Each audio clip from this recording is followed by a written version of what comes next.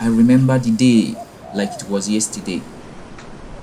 The sun hung low in the sky, casting a golden glow over our little village by the river.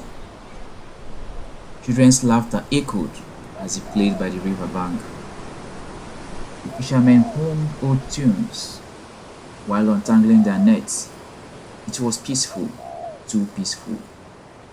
My name is Buntu, and I'm here to tell you the truth about what happened that day. The day the river turned red. It started with a stranger, a tall man with a black cloak that seemed too heavy for the heat. He came walking along the river, his staff tapping the ground with an eerie rhythm. No one recognized him, but we all felt his presence. His eyes were sharp, like he could see through you. The elders whispered among themselves, but no one dared approach him. That night, the animals began acting strange. The goats bleated endlessly, and the dogs refused to leave their owner's sight. My mother's chickens refused to roost. It was as if the whole village was holding its breath. The stranger was gone by morning, but his arrival left a shadow over us. Then we noticed the first sign. The river's water has turned murky, like someone has stirred the bottom with a giant stick. It happened at noon the next day. People gathered by the river, pointing and murmuring. I pushed through the crowd, and there it was. The river had turned red, like fresh blood. The smell was thick and metallic. Some said it was a curse. Others whispered about the stranger. No one dared to touch the water. Panic spread like wildfire. Our village elder, Baba Kofi, called for a gathering. His face was grave as he spoke. This is no natural occurrence, he said. It is the work of dark magic. Someone in this village has broken a sacred oath. Until the betrayer is revealed, this curse will remain. What followed was chaos. Fingers pointed every direction. Old grudges resurfaced. It was Akelu.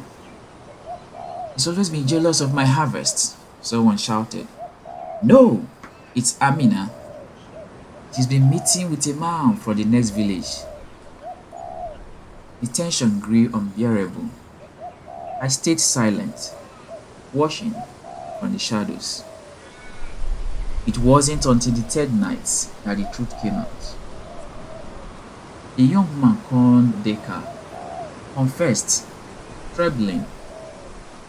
She had stolen sacred beads from the shrine to give to her lover from another village. I didn't know this would happen, she sobbed. Baba Kofi's face darkened. You have brought this upon us, he said, and only you can undo it. The next morning, the villagers gathered by the river. Baba Kofi led Deka to the water's edge. She carried the storing beads, now wrapped in a white cloth. Baba Kofi chanted prayers as Deka placed the beads into the red water. For a moment, nothing happened. Then, the water began to clear, the red fading away like ink in a jar. Just as peace seemed to return, the stranger appeared again, standing on the opposite bank. He looked at us, a faint smile on his lips. Then he turned and walked into the forest, disappearing as mysteriously as he had come. No one spoke, but we all knew he had been watching, testing us, and somehow I knew this wasn't the last we'd see of him.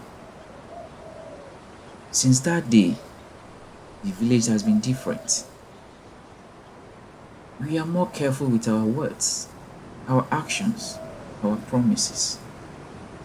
The river is clear again, but it's a constant reminder of what we almost lost. And me? I still think about the stranger. Who was he? What did he want? All I know is that the betrayer carries a heavy price, and sometimes it's paid in blood.